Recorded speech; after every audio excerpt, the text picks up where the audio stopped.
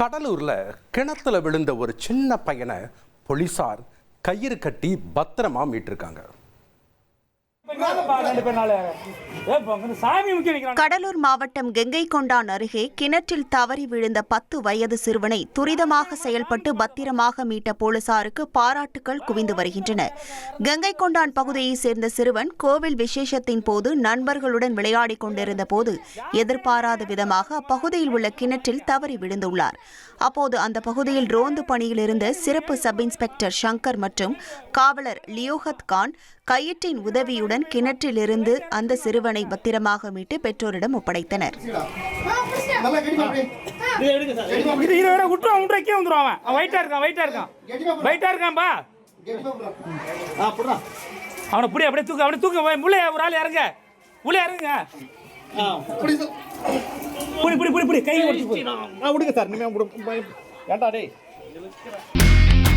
இனி செல்லும் இடமெல்லாம் செய்தி.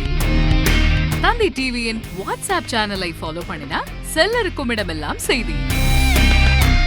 இதோ QR கோட் இப்பவே ஸ்கேன் பண்ணுங்க, ஃபாலோ பண்ணுங்க.